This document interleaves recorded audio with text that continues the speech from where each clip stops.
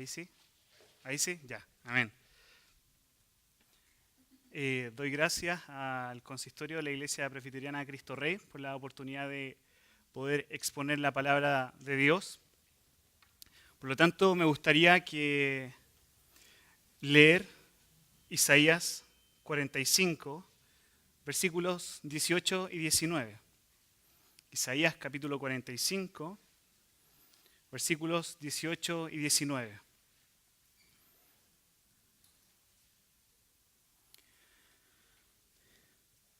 Porque así dijo Jehová que creó los cielos.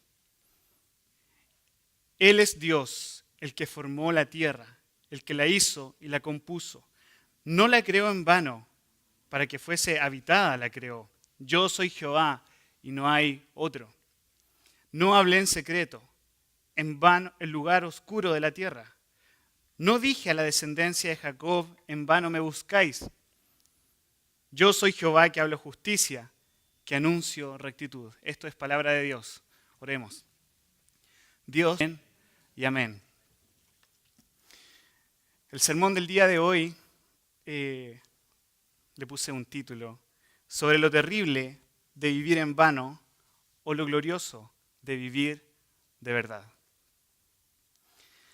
Una de mis películas favoritas de pequeño que me ha gustado es Braveheart o Corazón Valiente, que está esta lucha de William Wallace, los escoceses contra los ingleses. Y hay una parte en la película donde William Wallace está luchando no solamente por la libertad geográfica de la tierra escocesa de mano de los ingleses, sino que él está peleando por la libertad del pueblo, que no solamente ellos se sintieran libres por poseer tierra, sino que una libertad verdadera.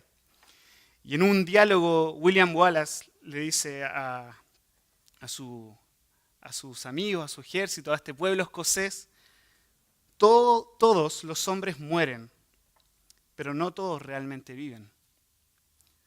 Todos los hombres mueren, pero no todos realmente viven. Y el problema fundamental del hombre es que no vive. Y esto se ve fuertemente evidenciado en todas las cosas que hace. Ninguna de las cosas que él hace o realiza al final del día tienen sentido. Las personas se levantan, van al trabajo, del trabajo a estar 5 minutos con la familia y luego van desesperadamente al televisor, donde se quedan dormidos ahí y despiertan de un susto por los pensamientos que vienen a su mente sobre las estresantes actividades que tienen para el día de mañana, sin contar las deudas y los problemas familiares. Al final del día, nada tiene sentido, todo es vano. Todo sigue el mismo círculo vicioso, ese círculo destructivo y atrayente para esta sociedad posmoderna. Ese círculo que promete felicidad, pero solo trae sinsabores. Al final del día, todo es vanidad de vanidades, como diría el predicador. Lo más triste de todo es, al final del día, que nos daremos cuenta que todo lo que hicimos fue en vano, sino que al final de nuestros días, o en nuestro último aliento, nos daremos cuenta que toda nuestra vida fue vana. Fue vana porque nunca vivió. Fue vana porque siempre estuvo muerta. Pensó que estaba viva, pero en su conciencia siempre supo que todo lo que vivía no era real. Era una mentira, no era genuino, era una hipocresía. Y lo más terrible de todo será presentarse de esa manera ante la vida misma, ante el Creador mismo, que es nuestro Señor. Ese es el problema fundamental que estamos viviendo el día de hoy. Y no hay nada nuevo bajo el sol. Ese ha sido el problema fundamental del hombre, que nace rebelde contra su Creador. Nada tiene sentido para él, nada tiene importancia para el hombre. Todo lo ve como un beneficio para él mismo. Ve a la naturaleza, al cielo, las estrellas, los animales como algo para sacar provecho y así saciar su egoísmo. Todo lo ve como un recurso para la empresa de su corazón tan egoísta. No ve que todo lo que le rodea tiene la marca o el sello de Dios. Como decía Pablo, que los cielos cuentan, bueno, el Salmo, los cielos cuentan la gloria de Dios. Todo, la naturaleza, la familia, El hombre que vive de manera vana todo lo ve como algo digno de ser maldecido por la rabia e ira que acumula al final del día al ver que nada le resulta. Y si es que le resulta algo, no le satisface porque quiere más y más y más. ¿Qué es lo que quiere el hombre?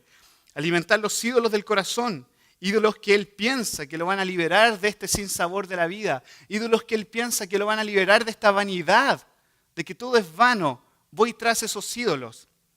Pero él no entiende que estos ídolos le están esclavizando más y va más a lo vano, o para decirlo más preciso bíblicamente, a la muerte.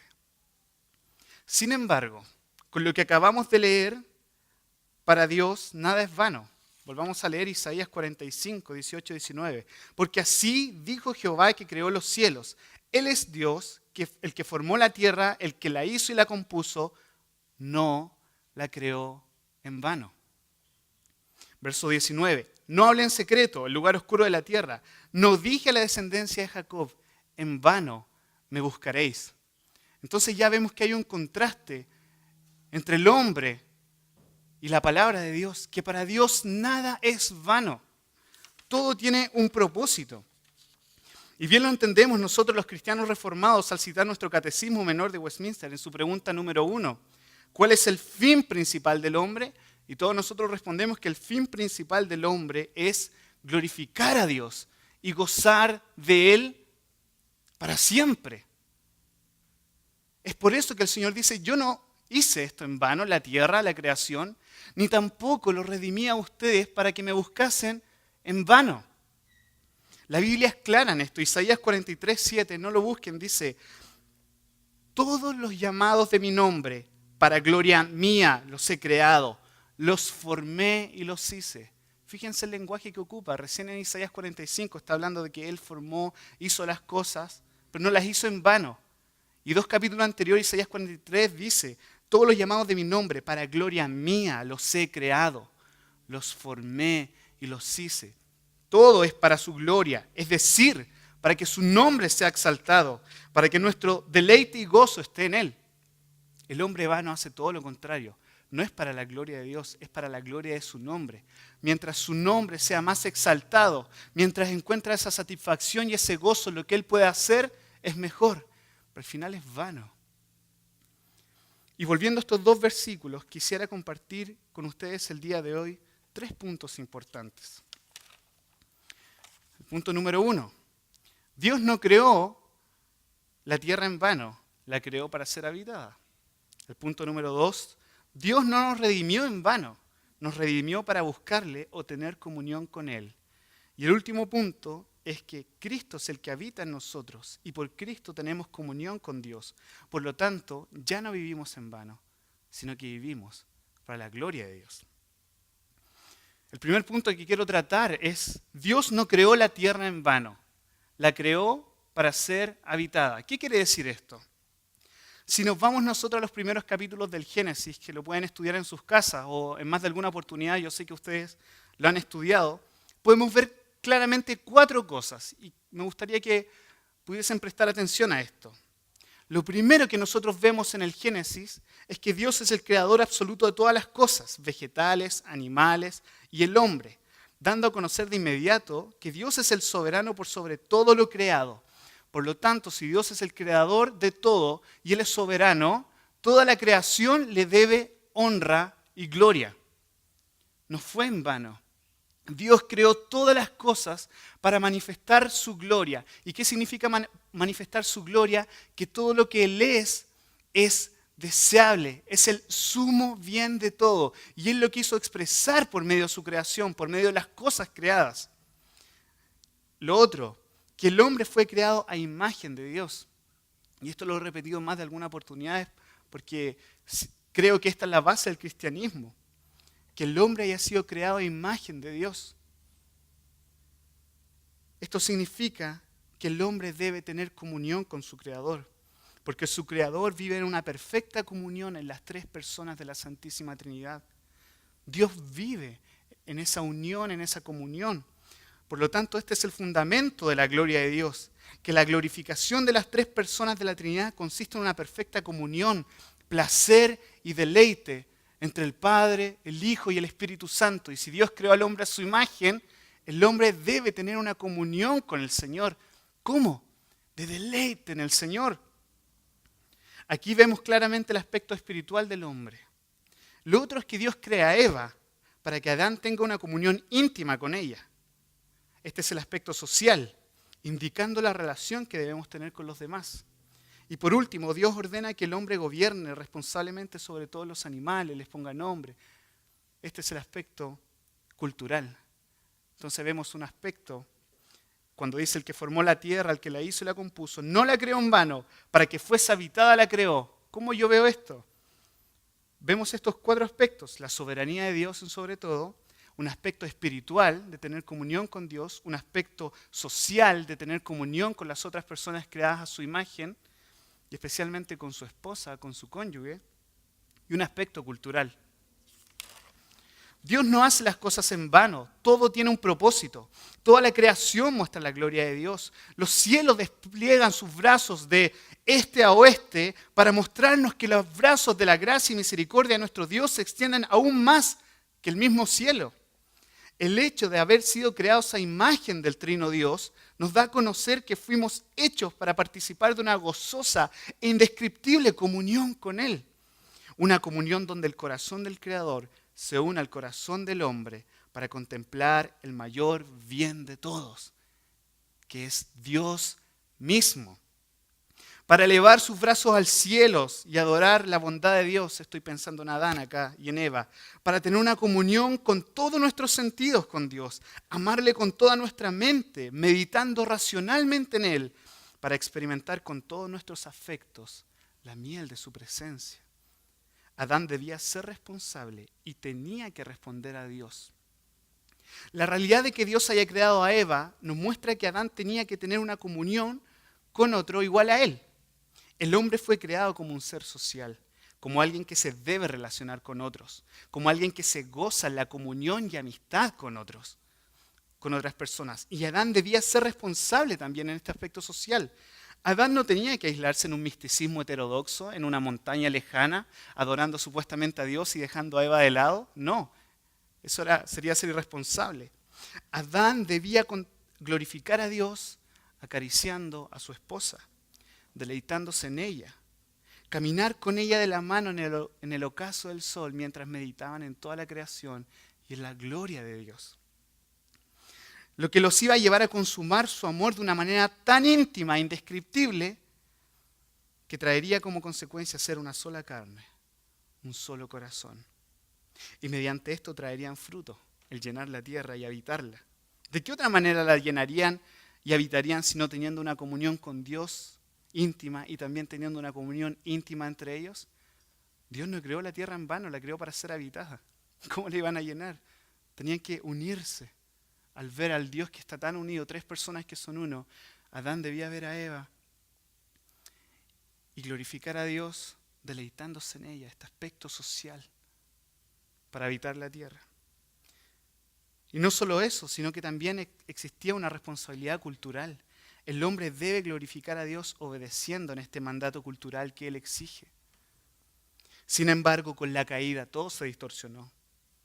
Todas las áreas del hombre fueron afectadas, su mente, su corazón y su voluntad se vio ahora vuelta esclava en el pecado. El hombre tras la caída, ¿se acuerdan de estos 4 puntos? Dios es soberano, este aspecto espiritual, este aspecto social y este aspecto cultural. Todo eso se degradó. Tras la caída, el hombre explícitamente declaraba que ya no necesitaba de un Dios. Esto lo convertía en un rebelde contra su Creador. Y eso es lo peor que el hombre podía declarar. Y eso es lo peor que nosotros podemos declarar conscientemente. De inmediato, Adán, el hombre, se convertía en un enemigo de Dios al despreciar el sumo bien que es Dios mismo.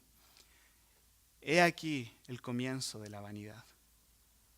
El hombre, tras la caída, no solo perdió la comunión con su Creador, sino también con su esposa y posteriormente con todo hombre que le rodeaba. Las personas, de pasar a ser sus amigos, llegaron a ser sus enemigos. Las personas, en vez de verlas como compañeros, pasaron a ser enemigos sobre el cual debemos pisarlos. La comunión con sus amigos se volvió vana. El hombre caído no fue responsable tampoco del mandato cultural. Y es cosa de verlo el día de hoy. Al contrario, destruyó la cultura. En vez de gobernar, se transformó en un tirano que al utilizar ambas manos, tanto la izquierda como la derecha, destruyó en nombre de sus diabólicas ideologías cada nación y cultura que le rodeaba. La vida del hombre en esta tierra se volvió vana, triste, mentirosa e hipócrita. Lo más terrible es que lo que acabo de escribir no es una historia que podamos pensar que está en la Biblia. Es la realidad de cada persona que nace en esta tierra. Por lo tanto, nos incluye a cada uno de nosotros. Y puede ser la realidad de muchos de los que estemos hoy aquí. Dios no creó la tierra en vano. ¿Cómo estamos viviendo entonces? ¿Estamos viviendo conforme al propósito de Dios expresado en su palabra? ¿O estamos viviendo de manera vana? ¿Qué es vano, sin sentido, sin propósito, en este círculo vicioso que les describí en un momento? Sin embargo, no me quiero quedar acá. Y es aquí donde quiero compartir el segundo punto.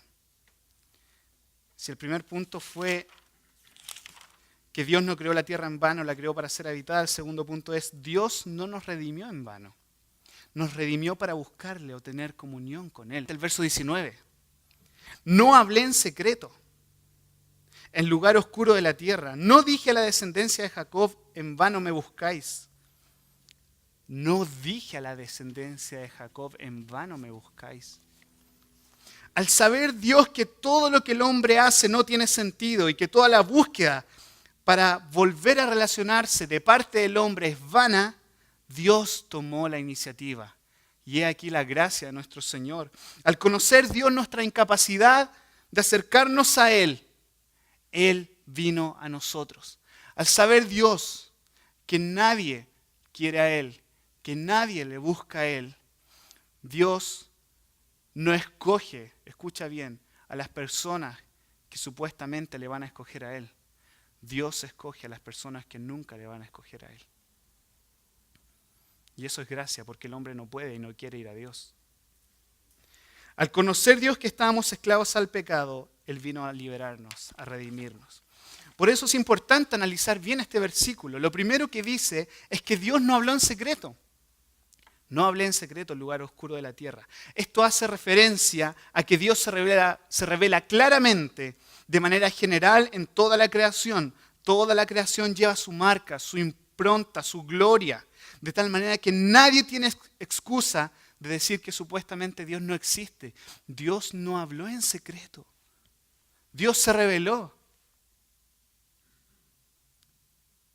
Es cosa de contemplar los paisajes en el sur o en un cerro y ver las estrellas en el norte, en el desierto, en Atacama, en el Valle de la Luna, y ver que hay un Dios soberano, creador, y que nos está mirando fijamente a cada uno de nosotros y nos está diciendo: todo lo que hice no fue en vano.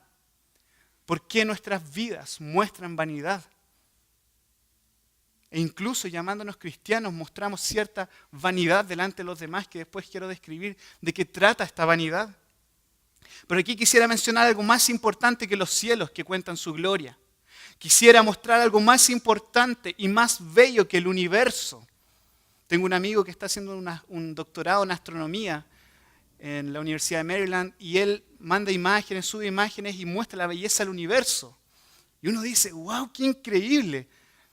Yo que trabajaba con células y podía ver estas proteínas, las células al microscopio, yo decía: esto no salió de la casualidad, del azar. Hay un creador, qué bello, qué hermoso.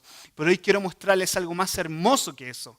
Más hermoso que la complejidad del cuerpo humano de cada uno. Más hermoso que las galaxias o que el sur de Chile.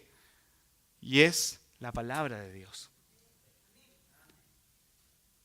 Esto es lo más precioso y preciado que tiene el hombre y nosotros como iglesia, la palabra de Dios. Dios nos ha hablado claramente en su palabra. Recién leíamos Isaías: no hablé en secreto. Habló en su creación, pero habló más fuerte en su palabra. Solo debemos recordar el rico y el Lázaro, Cuando Jesús habla y el rico le dice a Abraham que envíe a alguno de entre los muertos para que les predique a su familia y no desciendan al tormento que está él. Por favor, envía a alguien de entre los muertos, haz un milagro, haz algo sobrenatural que pueda conmover a mi familia y puedan arrepentirse y no vengan a parar a este lugar de tormento en el que estoy. ¿Qué le responde? Mas Abraham le dijo, si no oyen a Moisés y a los profetas, es decir, su palabra, tampoco se persuadirán aunque alguno se levante entre los muertos. Para el cristiano la palabra de Dios es suficiente, no necesita nuevas revelaciones. Aquel que no se conforma con la palabra de Dios y va en búsqueda de nuevas revelaciones, sueños, visiones, profetas, apóstoles, da a conocer claramente que su vida es vana porque no está sometida a la palabra de Dios. Él considera la palabra de Dios como un buen libro moral, un buen libro donde nos dice cómo comportarnos y cómo comportarnos especialmente los días domingos en la mañana delante de todos los demás. Pero no considera la palabra de Dios como el lugar perfecto para encontrar la voluntad de Dios perfecta para su vida. Y aquí la palabra de Dios nos dice que Dios no habló en secreto, sino que es explícito y abierto a todos aquellos que hoy estamos aquí. No dije a la descendencia de Jacob, en vano me buscáis. Y es aquí donde me quiero centrar el día de hoy. La palabra de Dios es clara. El pueblo del pacto no buscará a Dios en vano. Por lo tanto, existe una forma de buscar a Dios que es vana o sin sentido. Y otra forma que no es vana y que tiene como fin último la gloria de Dios. Aquí es donde se diferencian los que han nacido de nuevo con los que todavía permanecen muertos en sus delitos y pecados. Aquí es donde Dios conoce a los que son suyos, a sus ovejas, y las llama por su nombre. Las conoce y las ovejas le siguen. Pero también en el día del juicio las separará de los cabritos. Aquí es donde Dios está con los suyos, con sus escogidos como un padre amoroso, porque sabe que ellos le buscan de manera sencilla y humilde. Sin embargo, con aquellos que le buscan de una manera hipócrita o vana, Dios estará preparado para derramar toda su santa ira acumulada para el día de la ira, como dice Romanos 2, versículo 5. Mira lo que dice la palabra de Dios. Pero por tu dureza y por tu corazón no arrepentido, atesoras para ti mismo ira para el día de la ira y de la revelación del justo juicio de Dios. Dios habló claramente en su palabra. La descendencia de Jacob, el pueblo del pacto, no le buscará en vano. ¿Cómo le estamos buscando cada uno de nosotros? ¿Para qué estamos buscando a Dios? Si no estamos revestidos de la justicia perfecta de Cristo por medio de la justificación, por la sola fe y por ninguna obra, seremos revestidos eternamente del juicio eterno de Dios sobre todos aquellos que buscaron vanamente a Dios.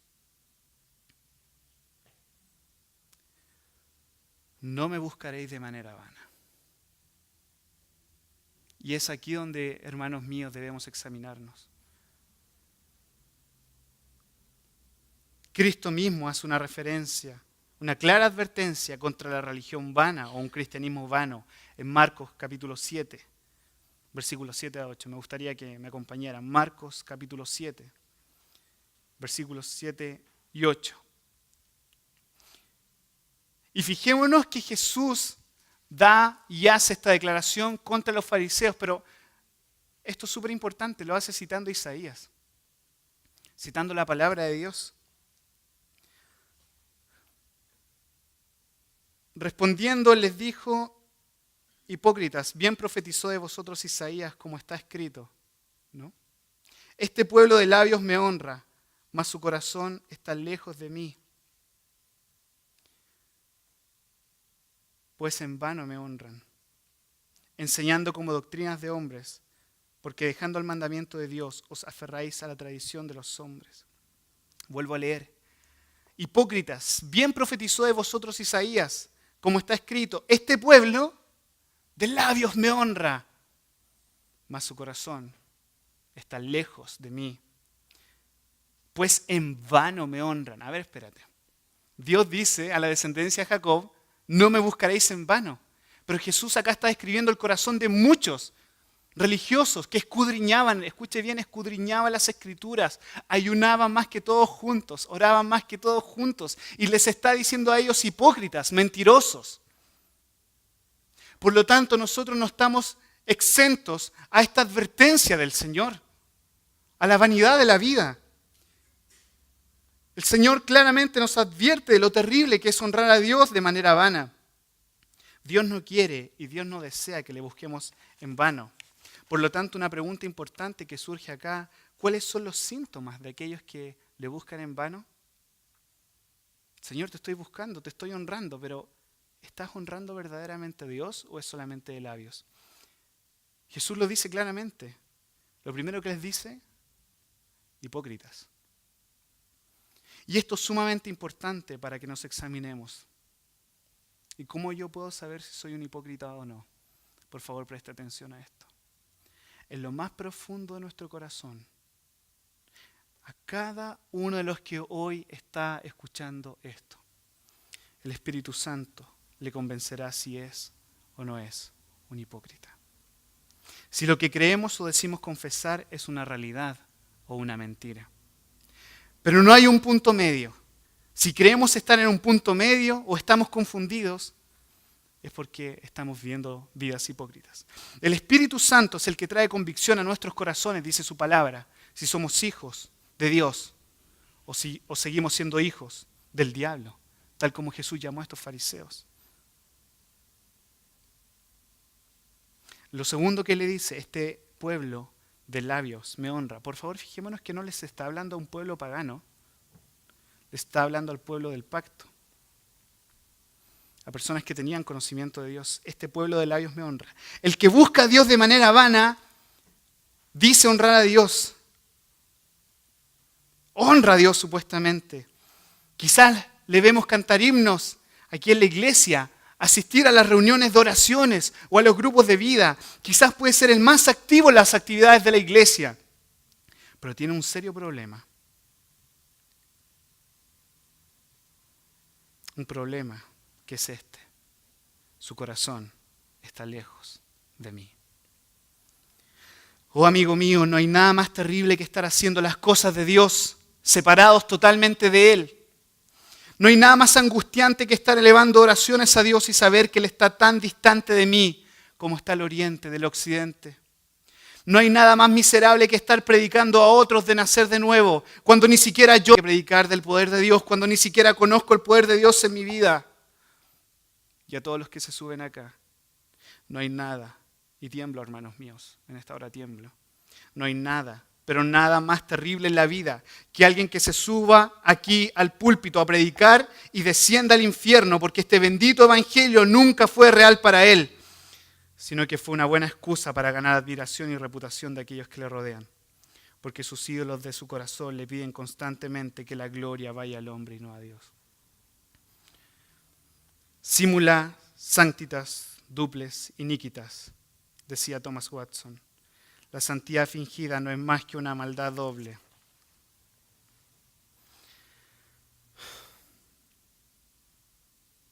El que tiene su corazón lejos del Señor y aún así le honra, le busca solamente para satisfacer sus deseos carnales.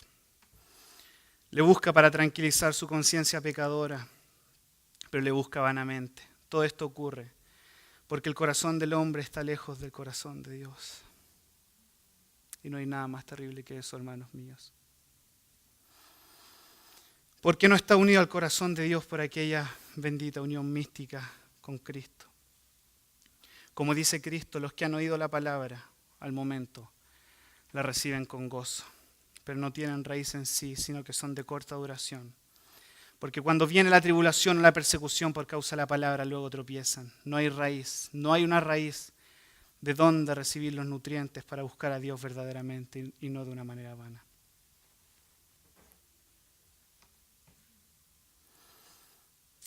Oh Espíritu Santo, habla hoy a nuestros corazones.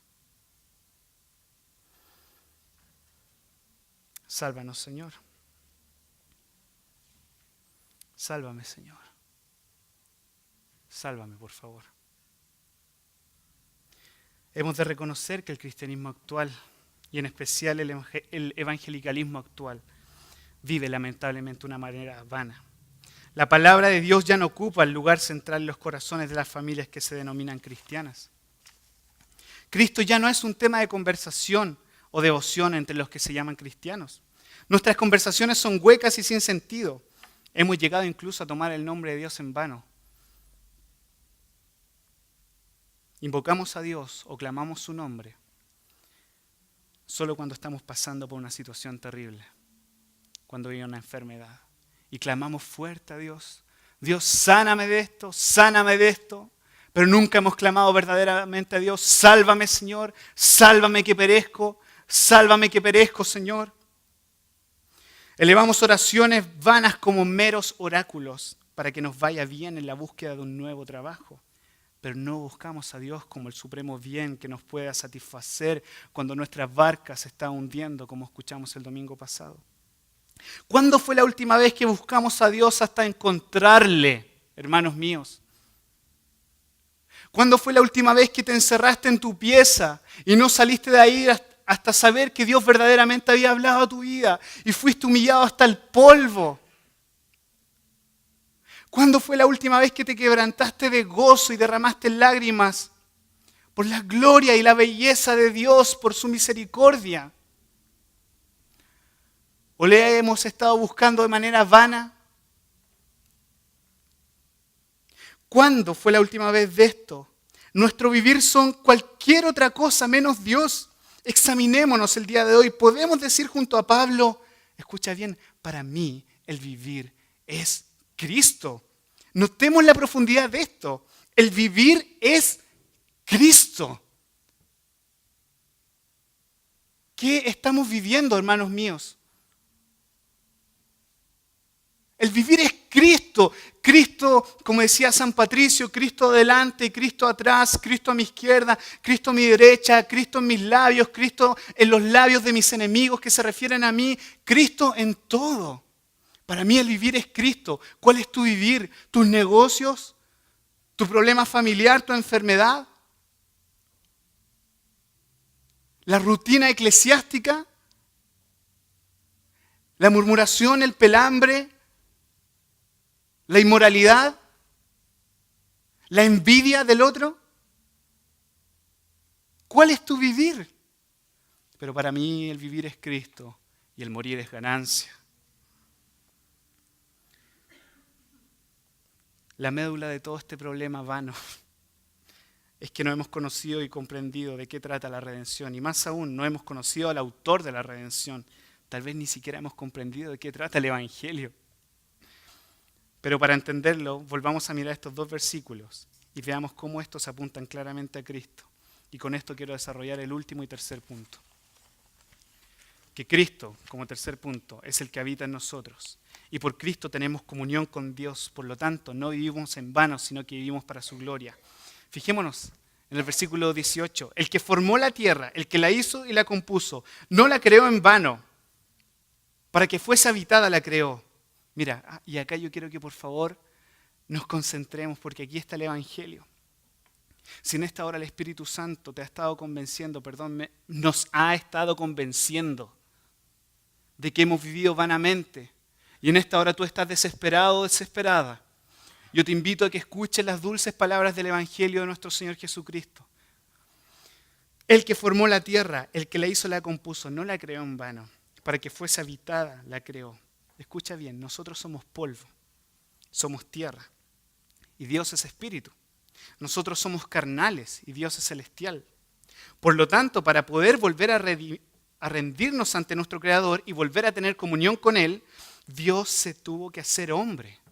Dios se tuvo que hacer carne al misterio de la piedad. El Creador se unió a la creación. El verdadero Dios se encarnó para vivir por nosotros y morir por nosotros. Tomemos atención a esto. El que formó la tierra no la creó en vano, para que fuese habitada la creó. ¿Sabes cuál es el sentido más profundo de este versículo? Es el siguiente. Dios nos hizo a nosotros, terrenales, la tierra, para ser habitados por el segundo Adán, por el verdadero Adán, por Jesucristo mismo.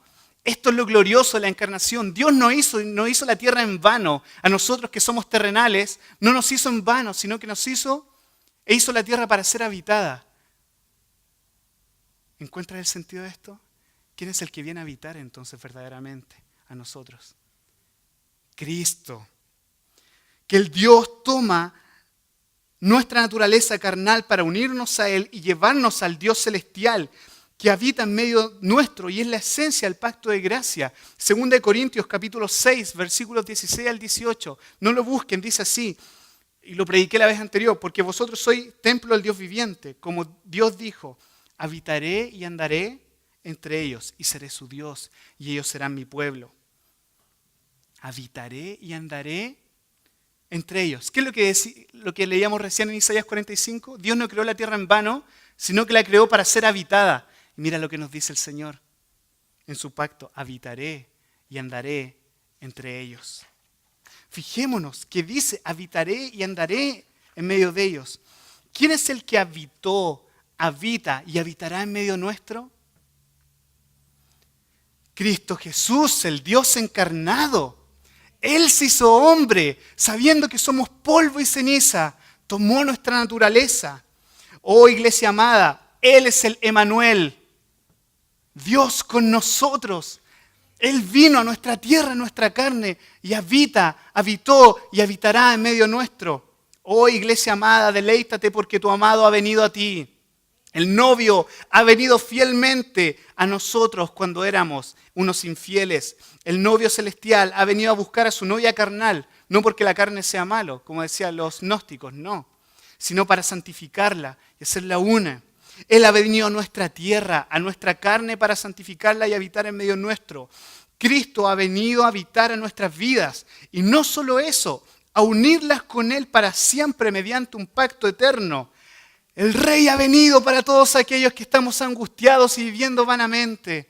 El Rey que tiene un propósito eterno ha venido para los que no tienen ningún propósito. Que nuestro gozo sea creciendo porque fuimos creados para Cristo. Y escucha bien esta frase. Cuando yo escuché esta frase de Thomas Goodwin, que fue un puritano, un reformado, él dijo, mira, escucha bien esta frase. Cristo no vino al mundo para nosotros, sino que nosotros vinimos al mundo para Cristo.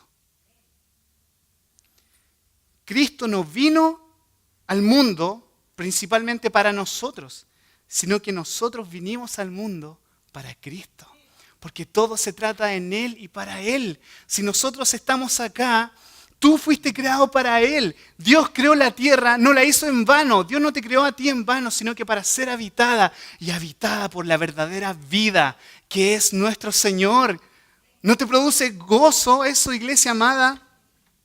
Y por último, el verso 19, ¿qué decía? No hable en secreto, el lugar oscuro de la tierra. No dije a la descendencia de Jacob, en vano me buscáis. Dios nos habló y nos habla perfectamente y completamente por medio de Jesucristo. Mira cómo el autor de los Hebreos comienza Hebreos, el capítulo 1, para que lo busquen en sus casas. Dios, habiendo hablado muchas veces y de muchas maneras en otro tiempo a los padres, por los profetas, en estos postreros días nos ha hablado por el Hijo. La manera más clara, cuando dice al pueblo, yo no hablé en secreto. Y aquí está claramente a cada uno de nosotros, Jesucristo está acá. Para todos aquellos que estamos con vidas sin sabor o vanas, Él vino acá y no lo está hablando en secreto. Lo está hablando claramente a cada uno de nosotros. Dios vino acá y murió por los pecadores. Lo más glorioso de todo esto es que hubo uno que verdaderamente buscó a Dios con todo su ser. ¿Qué leímos recién? No le dije a la descendencia de Jacob que me buscara en vano. Y yo busco en vano al Señor. Estoy desesperado. Aquí en el púlpito estoy desesperado. Literalmente. Necesito a alguien que no haya vivido en vano, que no haya buscado a Dios en vano. Y hubo uno que verdaderamente buscó a Dios con todo su ser. Lo buscó no solamente porque Él siempre ha tenido una comunión de deleite eterna con el Padre, sino que también buscó y amó al Señor, su Dios, por nosotros. aquellos que buscamos vanamente al Señor, el Señor buscó a Dios por ellos. Oh, bendita obediencia activa se llama esto en teología. ¿Y qué quiere decir esto? Que todo lo que hizo Cristo, todo lo que Él vivió, no solamente lo hizo por Él, para el Padre, sino que lo vivió representándote a ti.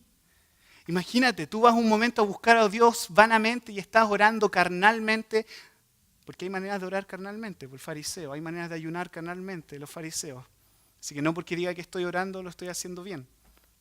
Pero hubo uno que cuando tú estabas orando carnalmente, oró verdaderamente por ti. Y toda esa obediencia, toda esa oración, ahora es tuya.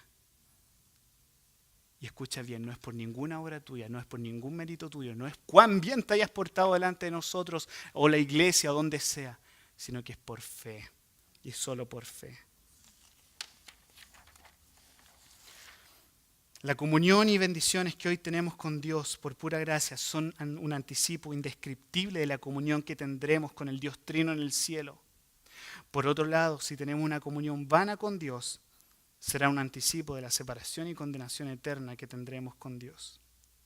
Mas Dios ha venido por los pecadores, por los que viven vidas vanas y sin sentido, para darles vida y vida en abundancia. El Señor es fiel a su palabra y nos indica tiernamente que Él no quiere que ninguno de los que hoy está aquí perezca. Él ha venido a este lugar a transformar los corazones más duros y vanos en corazones que laten por la vida misma, porque la vida misma está en ellos. Y para terminar, ¿cómo respondemos a esto? Reconociendo que hemos vivido alejados de Dios de manera vana y sin sentido. Tito 1:16 dice, profesan conocer a Dios, pero con los hechos lo niegan, siendo abominables y rebeldes, réprobos en cuanto a toda buena obra. Debemos reconocer que hemos profesado vanamente conocer a Dios, porque nuestros hechos y actuar niegan lo que creemos. Y lo siguiente es lo más fuerte, lo que más al hombre le cuesta reconocer, en especial a los cristianos que viven de manera vana. Y es que somos abominables, como dice, y rebeldes, merecedores del infierno. Aquellos dicen, todos los demás personajes merecen el infierno, menos yo porque me porto bien. Eso pensaba el hipócrita fariseo. Y eso piensa todo cristiano que busca vanamente a Dios. Pero el que hoy, día domingo, ha sido traspasado por la palabra de Dios y convencido por el poder del Espíritu Santo, se dará cuenta que es bien merecedor del juicio de Dios, ya que Él y Dios conocen los terribles e íntimos pecados que han cometido cuando nadie le ve. Y no solamente debemos reconocerlos, sino arrepentirnos de nuestros pecados. Si Dios es real, nuestra comunión y búsqueda de Él debe ser real también. Y si esto no ha sido así, clamemos hoy para que sea una realidad en nuestras vidas. Para que cada día nuestra hambre y sed de Dios aumente y que Dios sea quitando todos aquellos ídolos de nuestro corazón que empañan nuestra búsqueda con Él. Y por último, lo que debemos hacer es poner nuestra fe en Cristo. Entendiendo profundamente, por favor escucha bien esto, que no se trata de lo que yo pueda hacer por Dios, sino que lo que hizo Cristo por mí y para Dios. Que no hay nada que podamos quitar o agregar a este bendito evangelio. Que la vida y obra de Cristo es perfecta y suficiente para mí. Por lo tanto, abrazo a Jesús con todo mi ser. Mi confianza, si digo tener mi fe puesta en Cristo, significa que mi confianza deja de estar puesta en mí o en los demás, o en las instituciones, o en los hombres que me causan temor. No, mi confianza está puesta en Cristo. Ponemos nuestra fe en Cristo porque Él es quien verdaderamente sacará lo vano de nuestra vida y le dará verdadero sentido y propósito, que es deleitarse en Él. Deleitarse verdaderamente en su soberanía, deleitarse en la verdadera comunión que tenemos con Él, deleitándonos con nuestros amigos, familias y cónyuges y deleitándonos en cumplir el mandato cultural. Gozándonos de manera indescriptible porque las Escrituras hablan verdaderamente que Cristo es Dios con nosotros, Emmanuel, Dios conmigo, Dios contigo, Dios en mí, el Dios verdadero vino a habitar a este corazón carnal y terrenal. ¿Hay algo más glorioso, iglesia, que esto? Nada. Y alégrate porque esto es verdad, porque sus promesas no dependen de tus sentimientos ni de las circunstancias, sino que dependen porque está escrito. Y si está escrito, es así, y su palabra es eterna, y su pacto es eterno para con su pueblo, sus escogidos. Al estar firmes en estas verdades, al estar firmes en la roca que es Cristo, viviremos verdaderamente. Ya no viviremos en vano. Ya no buscaremos a Dios en vano. Que nuestra comunión verdaderamente es con el Padre y con su Hijo. Ya no buscamos a Dios en vano porque vivimos bajo el cumplimiento de que Cristo vivió y murió verdaderamente por mí. Por lo tanto, ahora viviré y moriré verdaderamente por Él. Más que suficiente.